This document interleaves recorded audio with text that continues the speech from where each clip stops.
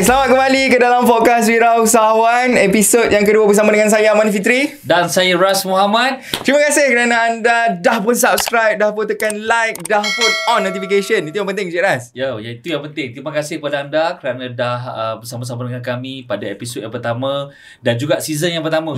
Kita nak ucapkan terima kasih juga kepada anda yang bersama-sama dengan kita pada season pertama.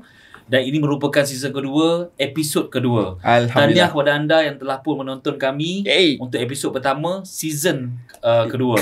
Harap-harap anda boleh bagi komen, boleh support kami dan boleh invite rakan-rakan anda untuk bersama-sama dengan kami juga. Betul. Sebab somehow saya sangat yakin apa yang kami bawakan, saya dan Aman bawakan dalam podcast Wirausahawan ni, insya-Allah akan memberi manfaat pada anda. Sangat. Insya-Allah. Kita janji. Sebab platform YouTube ni adalah platform yang berilmu. Kita nak search apa-apa pun kita search kat YouTube. You nak search apa? You nak cari benda berilmu, dapat. Yang lain pun dapat juga. You nak cari benda-benda yang nakal pun dapat juga. Jadi bukan salah platform. Apa yang you cari, you dapat. Tapi hati-hati kalau YouTube anda tu sharing dengan family. Jangan keluar. Masalah nanti. So anyway, Encik Ras, episod pertama season kedua, kita bercakap tentang TikTok Indonesia kena ban. Kita cakap tentang Politeknik. Bukan, salah. Politeknik. Dia cakap pasal Polikrisis. Bukan. Poligami. Dia cakap pasal poligami. Tapi dari segi konteks, kita juga gabungkan antara konteks bisnes dan kekeluargaan. Dan juga kekeluargaan. Sebab tu hari tu yang kita terangkan kepada anda, apa saja yang kami kongsikan hari ini adalah dari sudut pandang kami, saya Ras Muhammad, Aman, guest kami, dan juga dari sudut pandang Richworks lah. Betul. Kita membawa perspektif-perspektif yang berbeza. Mungkin juga kami bawakan suara-suara anda. Sebab tu kita nak melihat komen-komen anda. Kita tengok apa komen-komen yang mungkin kita boleh bawakan untuk next episode kita tak tahu. Sebab kita bawa ni. Saya nak sentuh sikit tentang, saya nak sentuh sikit tentang TikTok di Indonesia. Okay. Saya nak ucapkan tahniah kepada YB Menteri, YB Fahmi sebab bertindak proaktif dengan terus buat satu meeting perjumpaan dengan TikTok Malaysia, pengurusan TikTok Malaysia, dan saya doakan semoga mendapat persetujuan dan supaya tidaklah berlaku seperti mana yang berlaku di Indonesia. Betul. Sebab di Malaysia sendiri terlalu ramai SME especially semua medium entrepreneurs ni yang memang menggunakan platform TikTok sebagai sumber mencari rezeki. Jadi kalaulah sekiranya berlaku seperti mana di Indonesia, dia akan memberi impak yang sangat besar kepada ekosistem di Malaysia ni sendiri. Correct. Sebab tu episod pertama itu kita cakap kalau nak berniaga kat TikTok, berniaga betul-betul. Kena bertanggungjawab. Sebab tu di TikTok ni, di Indonesia ni, hari tu kita dah mention tentang national crisis. Cuma kita tak bagi deeper. Hari ni saya nak bagi tahu dua reason sebenarnya kenapa TikTok di Indonesia di ban. Pertama adalah sebenarnya tentang kawalan dari segi produk import. Ya, di mana kita memang sedia maklum, mana-mana negara sekalipun mereka ada compliance mereka sendiri. Proses mereka approvekan produk-produk yang dapat dijual di pasaran tempatan. Betul. Jadi bila adanya TikTok Shop ni, kawalan tu tidak berlaku. Di mana berleluasa lah. Yes, di mana pembeli dapat membeli direct daripada seller, jual barang-barang import tanpa kelulusan daripada pihak autoriti di Indonesia. Jadi kita bukan bercakap tentang jutaan ataupun bilion, trillion industri. Hanya dalam tempoh kurang daripada setahun. Jadi dia sangat memberi kesan kepada satu, keselamatan, dua, dari segi peniaga-peniaga tempatan sendiri. Jadi mereka tengah berbincang, saya dengar, untuk mencari solusi kepada situasi yang kita dengar-dengar pun dia akan come back by November. Kita tak tahu. November, kita dengar-dengar. Kalau mereka, kita doakanlah. Sebab Indonesia pun ataupun di mana-mana negara sekalipun, mereka sama je dengan kita, mereka mencari rezeki. Betul. Jadi kita doakan yang baik. Dan kedua, saya kira usahawan-usahawan di Malaysia juga perlu bertanggungjawab dari segi data privacy. Okey. Sebab ini juga menjadi isu utama penutupan TikTok Shop di Indonesia. Macam Malaysia contohnya. Katalah contoh satu TikTok Shop account ada 10,000 customer. It's your responsibility untuk menjaga data privacy ni supaya tidak jatuh ke tangan pihak-pihak yang tidak bertanggungjawab. Jadi ini adalah satu isu yang saya kira kena dengan Malaysia juga. Jadi that's why kita tegaskan usahawan-usahawan di platform-platform online perlu lebih bertanggungjawab. Betul. Bukan sekadar buat bisnes, buat je macam tu saja. Tidak. Sebab itulah kena ada ilmu. Kalau ilmu tak ada, kita soborono je buat apa-apa pun, kan.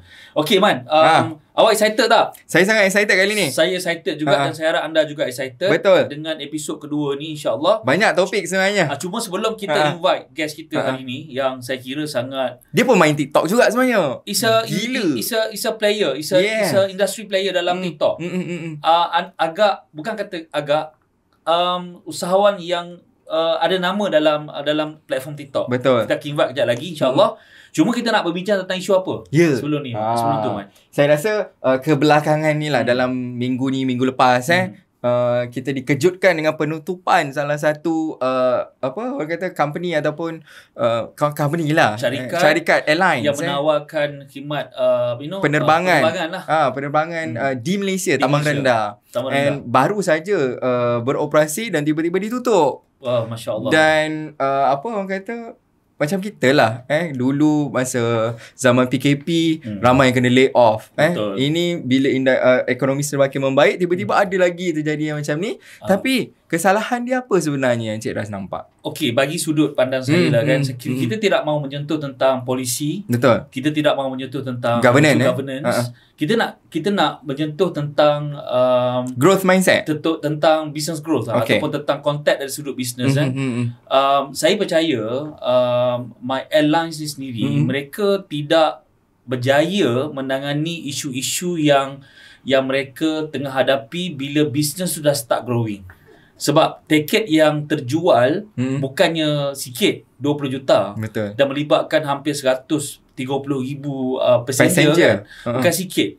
Jadi saya rasa isu pertama yang mereka tak dapat nak atasi adalah isu cash flow.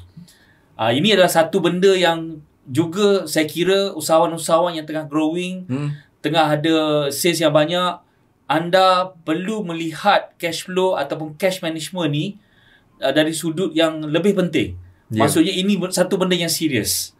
Sebab terjadinya operasi tidak dapat berfungsi, terjadinya penutupan, salah satu faktor yang penting adalah bila mereka tidak ada kewangan yang kukuh. Betul. Untuk menggerakkan satu kapal terbang tu, Man. Money is everything. Money is everything. Ya, especially dekat dalam sesebuah syarikat.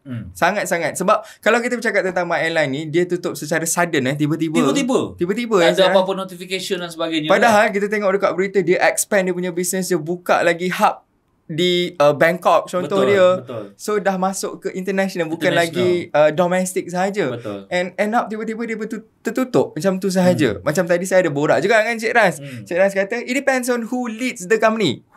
That's why kita nak sentuh. Pertama tadi saya sentuh tentang cash flow. Kita tak banyak masa, jadi kita tidak kupas secara lanjut tentang isu ni. Cuma saya percaya satu adalah tentang cash management cash flow management. Yang kedua adalah tentang leadership tu sendiri, Man. Saya suka tengok pada konteks macam ni. Membina bisnes ataupun managing the business, umpama kita seorang ketua manage the country. Banyak negara-negara di dunia ni, ada negara yang tergolong dalam negara maju. Ada negara yang tergolong dalam golongan yang mundur negara dia.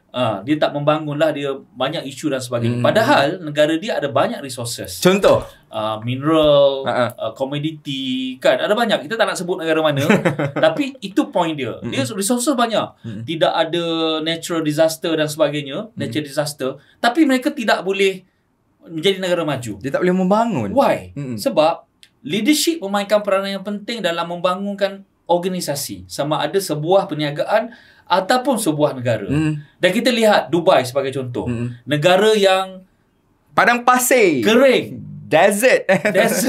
Tapi because saya pernah pergi ke Dubai, Ahmad pun for sure pernah pergi ke Dubai. Saya melihat pembangunan mereka sangat structure, Man. Dari segi mereka mereka plan untuk bandar, bangunan-bangunan. Masa saya naik balloon tu, dipanggil apa balloon apa? Yang terbang kat atas tu. Hot balloon. Hot balloon. Ya Allah Tuhanku. Kan kelakar. Hot balloon. Saya tengah naik tu, Man. Saya dapat tengok satu tempat tengah pada pasir ni. Dia tengah bina solar energy. Wow. Dan dia macam satu perkampungan ataupun bandar yang besar.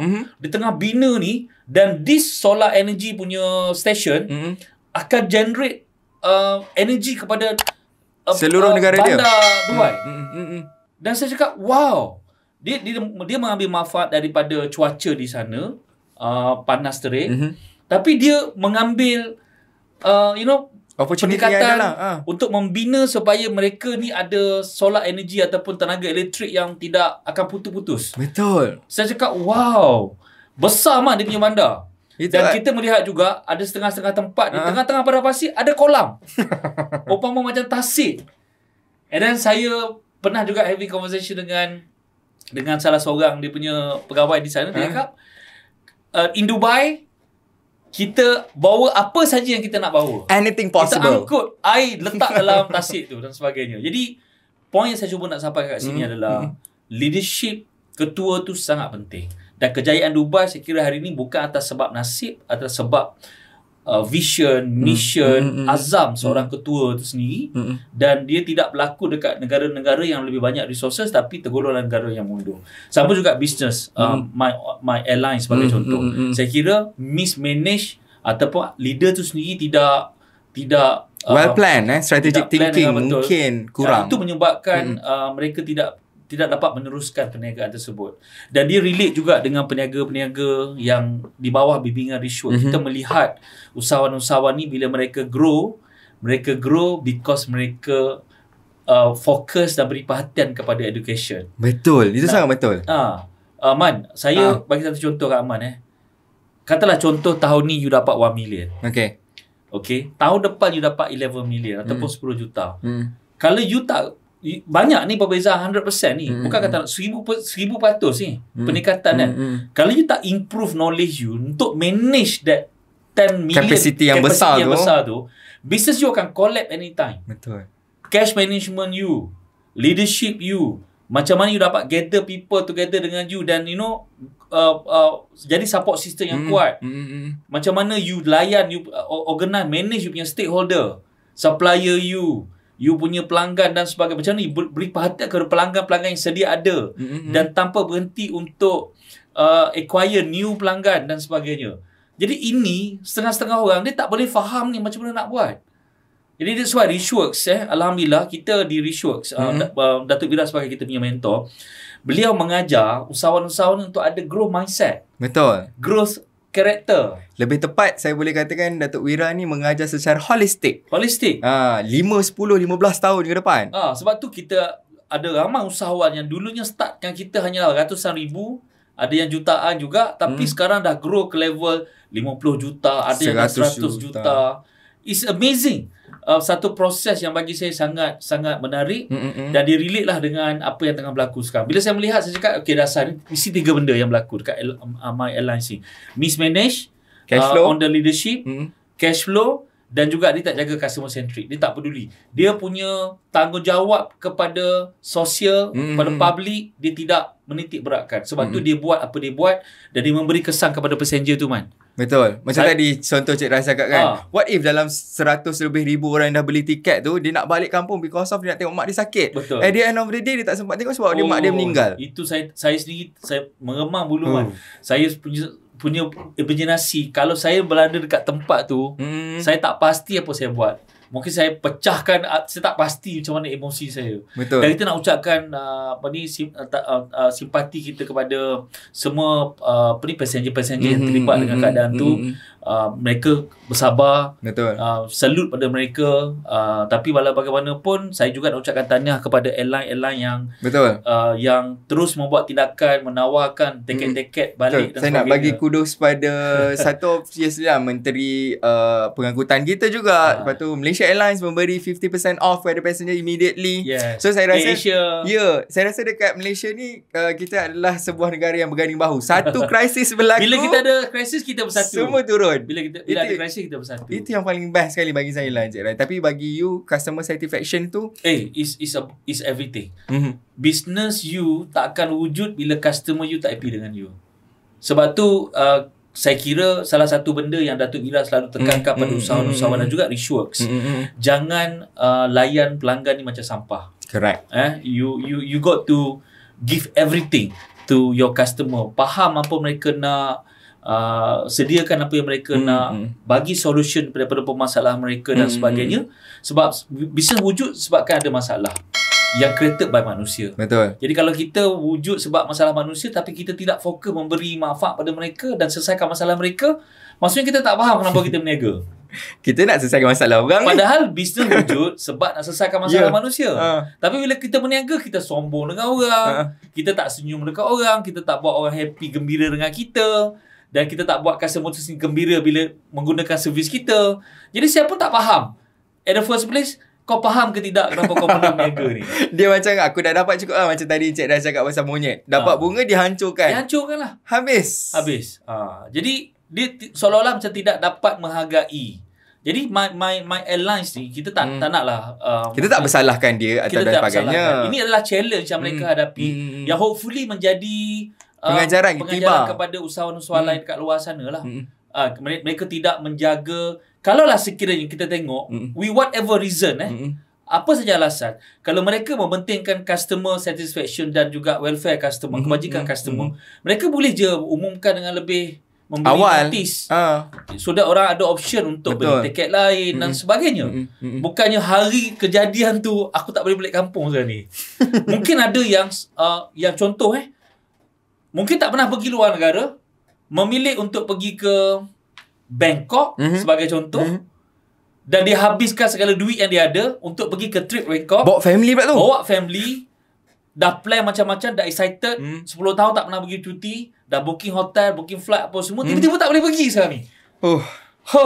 Kalau saya lah Cik Ras, saya tak boleh pasti apa reaction saya pada waktu tu. So Allah Alam lah, kita tak boleh berada kat keadaan mereka. Cuma kita nak cakap kita simpati dengan keadaan. Betul. Dan saya harap semua usahawan-usahawan ni lebih peka dalam menjaga customer satisfaction customer mereka, dan mereka lebih sensitif tentang isu-isu begini. Kadang-kadang malang boleh berlaku bila masa. Tapi macam mana kita respon dengan keadaan tu, dia penting. Kita mungkin sebagai business owner, kita mungkin menghadapi pelbagai situasi. Mungkin kita nak tutup bisnes kita, tapi kita ada obligation. Kita ada tanggungjawab kita pada stakeholder kita. Contoh, kalau katalah you buat bisnes kedai makan sekalipun, you nak tutup, you ada kena tengok hutang-hutang yang you nak kena selesaikan. Betul. Pelanggan-pelanggan you nak kena bagi notification, nak bagi pengumuman, supaya mereka tak adalah datang dari jauh tengok dah tutup. Betul lah. Saya ada satu contoh pasal ni. Pasal Pau Pak Ngah. Kan mula dia nak tutup, tapi dia dah bagi notice 1 month earlier. Itu bagi saya adalah satu orang kata at least awareness lah pada our loyal customer. Tapi I'm happy sebab Pau Pak Ngah tak jadi tutup. Sebab permintaan ramai kan. Bila dia nak tutup tu semua support.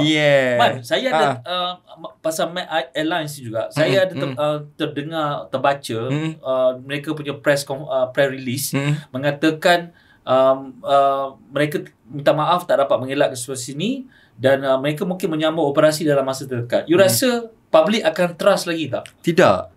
Confirm. Kalau ada yang trust lagi, saya tak pasti. Mungkin ada yang trust. Tapi kita nak bercakap tentang awareness yang you create daripada awal tu. Damage has been done, people. Jadi kadang-kadang bila kita ada tanggungjawab. Itu je nak cerita. Kita ada tanggungjawab. Don't run away from your responsibility. Don't. Itu Datuk Wira selalu ajar. Jangan lari. Be man. Hadap je. Hadap. Orang akan faham. Orang akan marah. Orang akan faham, insyaAllah. At the end of the day, what the worst can happen? Explain je lah. Kan? Paling tidak pun you kena tumbuk. Itu kasar lah kan. Kena sepak. But okay, nak buat macam mana? Macam mana? Kan? Tapi dengan cara you buat ni, dia memberi impak yang sangat dahsyat. Betul. Saya kira at the end of the day, macam Cik Ras cakap tadi, satu, you memang kena tengok you punya strategic planning kalau you nak buat business. Sebab at the end of the day, you ada obligation you. Ada obligation. You nak kena jaga banyak benda. Semalam saya bercakap dengan salah seorang staff kita lah, yang dia datang jumpa saya. Dia cakap nak bagi invitation nak kahwin. Wow. Saya cakap tahniah. Tapi bukan saya kan? Bukan. Okay. Belum lagi. Amang masih available lagi. Saya cakap tahniah. Tapi kau sedar tak sekarang kau nak berubah daripada be single and be married? Kau dah ready belum ni? Kan? Financialnya, masanya, banyak benda. Kau dah ready ke belum ni? Kalau kau tak ready, kau kena readykan diri kau ni. Aku tak adalah nak cakap ubah waktu kahwin tu. Teruskanlah. Tapi kau dah ready belum ni? Kalau kau kahwin tapi kau masih lagi macam single, and then kau kena do something about it lah. Kau kena, okay, bila kita kahwin pula, Man, bagi contoh lah, satu pasangan ni dia kahwin, akan ada tak pergaduhan? Of course. Yang tak kahwin pun ada. Mesti gaduh. Mesti tiba-tiba rasa engkau ni memang memberi masalah lah. Yang pasangan dia pula cakap engkau memang menyakitkan hati lah. It works. But do not run away from that argument. Selesaikan. Because yang kahwin ni kena buat keputusan. Aku memang kahwin, memang akan ada masalah, tapi aku takkan lari because aku nak bersama dengan dia. And let's go through this together sampai kita dapat alignment. So sweet. Kan? Ni tak. Bila baru kahwin ada masalah, okay, that's it. Aku memang tak nak. Let's go, mahkamah syariah. Kau ingat ini satu benda yang kau macam boleh beli dan buang. Perkahwinan kot. Tu contoh dia lah. Sama juga dalam bisnes. Bila you berbisnes, you nak kena faham, you ada banyak tanggungjawab. Dan you nak kena faham tanggungjawab. Sebab tu kita buat training, kita buat bimbingan. Supaya kita dapat membimbing usahawan-usahawan ni. Supaya mereka faham tanggungjawab mereka. Sebagai seorang usahawan. Panas ni, panas. Jadi kita break sekejap. Kita nak jemput juga tetamu kita sekejap saja lagi. Let's do this. Dan kita kembali selepas ini. Stay Terima kasih.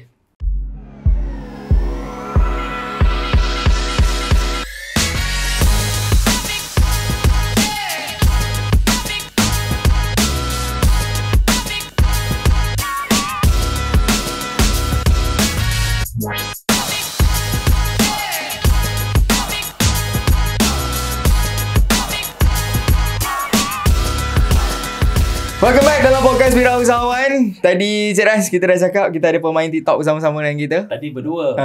Sekarang kita bertiga. Selalu berdua. Episod pertama kan berdua. Saya rasa bertiga lebih baik lah. Kan kita cakap pasal politeknik. Baik. So anyway, welcome to the podcast. Tuan Suhail, mungkin boleh perkenalkan diri dulu. Terima kasih Aman. Aman. Okay, Assalamualaikum semua. Nama saya Ahmad Suhail daripada Imaji. I'm glad to be here. I'm glad to be invited to the first episode of podcast Wirausahawan. Thank you very much. Dia baru sangat sampai kena toleh belakang. So kita nak santai je sebenarnya Cik Ras, Tuan Suhail hari ni. But first kita nak ucapkan terima kasih kepada Tuan Suhail sebab I thought you were busy. Your business run 22 hours a day. Tapi you masih lagi datang ke studio untuk bersama-sama dengan kami demi mereka-mereka di luar sana. Sebab kita nak kongsikan perspektif tentang bisnes, tentang kehidupan selepas menjadi usahawan dan sebagainya. Sebab Tuan Suhail sendiri datang daripada background corporate. Bukannya terus-terus lahir lepas belajar nak jadi usahawan. Tidak. Jadi kita akan datang ke part tu kejap lagi. Along the way kita akan bercakap pasal tu. Okay, jadi tahniah, terima kasih lagi sekali Tuan Suhail. Terima kasih banyak. Tapi the most crucial is kita nak kupas balik lah topik first episode kita hari tu yang kita bagi teaser tu, which is TikTok Indonesia di-ban. TikTok Shop Indonesia di-ban. You salah seorang pemain di TikTok. So what's your thought about that? Wah, actually masa awal-awal dulu ada ura-ura TikTok nak kena ban dekat Indonesia tu, rasa macam impossible kalau nak kena ban. Sebab hari tu baru je pergi TikTok summit dekat Indonesia, the first summit in ASEAN. I think dekat situ dia tunjuk data-data whereby 170 million orang pengguna TikTok kat Indonesia, betapa banyaknya diorang contribute dari segi duit ke sales, semua revenue.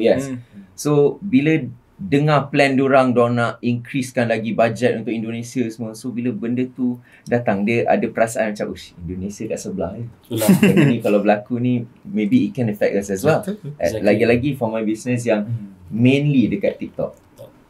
So ada rasa gusar tu ada? Oi, ada. Rasanya malam tu tak tidur. Malam tu plan nak buat apa ni kalau benda tu jadi. Kan buat contact dog ni macam ni dog. Macam-macam benda buat.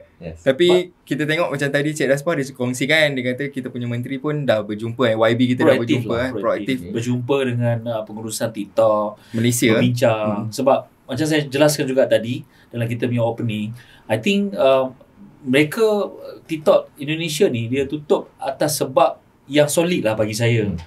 Solid. Satu tentang privacy breach, tentang isu data privacy. Nombor dua tentang kawalan produk tu sendiri. Sebab Indonesia kan kita tahu, even Malaysia pun kita sangat menjaga tentang quality produk dan sebagainya. Kita ada tanggungjawab tu. Government have that responsibility. Jadi bila adanya satu platform tidak lalu ikut saluran yang betul, daripada seller dapat tahu daripada mana terus kepada buyer, nanti kalau ada kesan apa-apa, kerajaan yang akan dicemur dan sebagainya. Bertanggungjawab dengan situasi itu. Jadi saya kira insyaAllah di Malaysia ni kita jadikan Indonesia sebagai contoh dan saya harap-harap doa supaya dapat solusi lah. Kalau bagi Tuan Suhail sendiri, persaingan you dekat TikTok sendiri, since day one you join TikTok, macam mana you nampak? Okay, actually since day one saya join TikTok sebenarnya, nak cakap kompetitor tu, kita masuk TikTok bukan sebab kompetitor dengan orang lain, but actually because of diri kita sendiri lah. So kita sebelum dekat TikTok ni lebih pada social media lain, such as Facebook, Shopee lah mainly. So bila TikTok Shop tu buka, firstly I don't care. Macam okay, TikTok Shop buka. Tetapi selalu tengok TikTok, tengok ramai orang tunjuk order banyak. Lepas tu tengok orang kiri kanan, ramainya orang yang celebrate banyak order kan, first order semua. Daripada situ rasa betul-betul semangat tu nak masuk ke TikTok tu disebabkan itulah.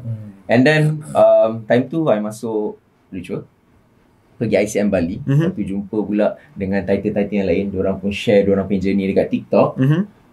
Balik daripada ICM tu rasanya tak tidur malam. Tak tidur malam juga. Apa-apa isu yang stres mesti tak tidur malam. Tak tidur malam, terus contact Shopee. Sebab time tu I was a PSP with Shopee. Maksudnya saya ada kontrak dengan Shopee yang saya tak boleh nak masuk ke platform lain. Time tu contact Shopee, I want to end this because I want to sell on another platform. It took me around 1 month untuk benda tu berlaku. 1 bulan yang sangat lama. Kalau tengok orang keliling setiap hari celebrating TikTok Shop, laju. And then tak apalah, tunggulah 1 bulan tu. 1 bulan tu plan je apa benda nak buat ni. Because on TikTok saya memang dah ada dah. Even our channel pun dah ada. It's just that we do not have the bag kuning. So apa kita buat adalah kita marketing, buat benda-benda biasa. So you menggunakan TikTok masa tu untuk social media lah. Untuk social media brand awareness sajalah. Yes, brand awareness saja. Tetapi tak ada bag kuning. Yang orang lain dah ada bag kuning. So tak apa, kita orang still buat benda yang sama. Still buat.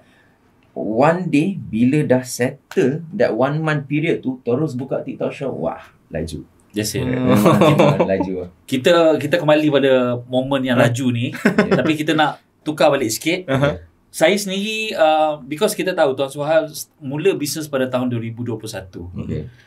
You bermula dengan produk perfume you sendiri, Imaji kan. Dan masa tahun 2021 revenue you untuk setahun lah 700,000. Betul kan? Untuk tahun 2022, semasa you datang ke program Richworks dan decided untuk dibimbing secara rapat oleh Dato' Gira, sales you masa tu dah 4 juta. Apa isu you yang you ada masa sales you tengah 4 juta? Apa yang you tak puas hati? Macam aku nak kena belajar. Apa hal 4 juta kot? Like so many people yang 10,000 pun tak nak dibimbing. Nak belajar. Kita point dia. Why? Apa reason dia sebenarnya? Okay, saya ni daripada sekolah dulu, saya ni seorang yang sangat suka membaca. Okay. So apa benda yang saya nak buat tu, saya tidak akan buat selagi saya dapat ilmu tu. Contohlah, saya dulu masa sekolah saya nak pergi gym. Saya tidak akan terus pergi gym. Saya akan beli buku dulu, baca dulu. Serius lah, gym baca setiap exercise yang ada. Okay. And then daripada situ, bila kita pergi gym, we are not a stranger anymore. Faham. Masuk gym tu dah tak rasa kekok. You dah tahu apa nak buat. Dah tahu apa nak buat. Dah tak rasa macam nak bersimbang dengan orang pun mudah. So masa It's true actually. It's true. Untuk TikTok tu, untuk yang kenapa saya join Richwork tu, masa saya buat 700,000 tu, memang saya seorang je. Saya yang buat, saya time tu saya tengah kerja. Lepas tu saya ada Masih lagi kerja. Lepas tu saya part time juga. So saya ni ada orang yang memang suka sharing. Daripada dulu lagi suka sharing. Okay. So saya memang minat perfume daripada kecil. Lepas itu masa 2021-2020 tu, we have a group in social media whereby dia kumpulkan semua orang yang minat perfume. Okay, minat wangian. So dekat situ everyday I share my experiences lah. Share. Lepas tu ramai orang pula minat kan benda tu. So daripada situ I nampak ada gap dalam market whereby perfume ni mahal. Harga kadang RM500, RM1,000. Betul. Tak semua orang boleh pakai kan? Boleh kereta sebulan nak beli satu perfume. Betul. Okay. And then because of that, I nampak that gap and then kita decide untuk I decide untuk nak jual lah benda ni. And then daripada situ I buat seorang-seorang. Lepas tu 2022 pula, bila nak dekat bulan Mei, I think bulan Mei ke bulan April, I kena COVID. You kena COVID? I kena COVID. Lepas tu masa kena COVID tu I duduk rumah, kena quarantine. I think around 1 week plus. And then bila dah kena COVID tu, duduk rumah, dah tak boleh duduk office lah. So bila tak boleh duduk office, all my staff semua diorang packing. I tak ada staff yang sales ke apa. Memang I seorang je buat semua benda tu. Sales you seorang buat? I seorang yang buat. I seorang yang sales, I seorang yang jawab customer service, I semua I buat kecuali packing. Fulfillment lah. Fulfillment orang lain lah. Fulfillment orang lain lah time tu. Okay. Lepas tu I duduk rumah. Bila I duduk rumah, dia macam dah lah sakit. Lepas tu tak sihat, macam-macam kan. Lepas tu tak boleh buat apa-apa. Itu yang I sedap. Takkan nak macam ni je. Dekat office tak boleh nak contact orang semua. Lepas tu 1 minggu dah nak habis lah. Okay. Kena pula chickenpox. Back to back Almost 1 bulan dekat rumah. So bila duduk rumah 1 bulan, rumah pula kondo. Tak ada tingkap, tak ada apa. Buka tingkap nampak orang. Tak ada yard boleh keluar. So aircon je all the time. So dah jadi tak ada apa nak buat kat rumah tu. So what I did was, okay, what can I do? I like to read books. I read books. Lepas tu I tengok like email. Buka email yang dah lama tak buka. Berpuluh ribu email yang tak buka. Normal. Okay. So ingat nak bersihkan lah. Reorganize balik. So bila nak bersihkan email tu, I nampak email-email daripada I zaman universiti lagi. Richard email paling banyak. Oh ya ke? Sebab I dulu masa I dekat universiti, Richard pernah je nampak kat FB. Tapi tak pernah kisah pun. Sekali you masuk kan kita, sebab masa dekat universiti, objektif dia nak belajar je. Berbeza nak objektif dapat dia. CGPA yang tinggi, nak cari kerja yang bagus, nak dapat gaji yang tinggi, nak hidup dengan family bahagia. Itu je. So tak kisah pasal ritual ni. Okay, tak apa. Tetapi ada ritual dia buat, fill in your email and we will give you an e-book about ilmu. So that's why I fill in. Faham? Okay. Bertahun-tahun adalah dekat dalam email. So bila nak delete tu, memang I tak pandang semua banyak sangat.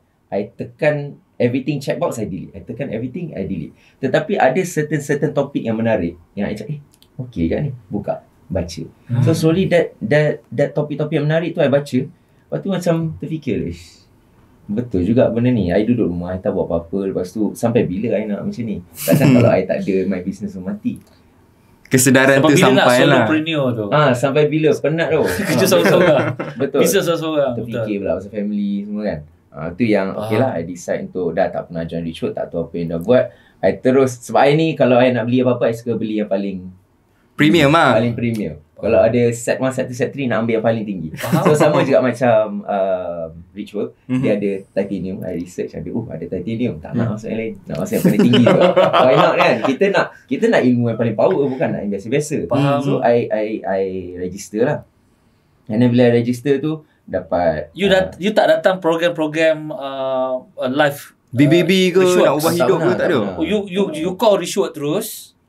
I think letak nama kot. Lepas tu I dapat someone call you. Yes. Then terus you sign up untuk titanium. Betul. You tak buat research apa titanium ni? Tak buat. Sebab I know that education is important. Actually daripada dulu mindset dia ialah apa benda yang berkaitan dengan ilmu atau education tu memang tak ternilai. So that's why I tak kisah pasal harga ke apa. Sebab I know ilmu tu macam tu. Tapi I juga ada sedikit concern. Orang beli barang dekat Lazada, Shopee ke apa. Barang RM10 tapi tengok review sebulan. Tapi tak pernah ke tak terfikir nak tengok review Titan ni bagus ke tidak? Macam mana Titan ni? Tak ada. Sebab I rasa tak ada orang lain selain dog. I tak pernah nampak orang lain dekat social media selain dog. I see. Adalah nampak yang lain-lain tu tapi macam tak convincing, macam tak legit tau. Kau ni sama level aku je. Macam tu lah.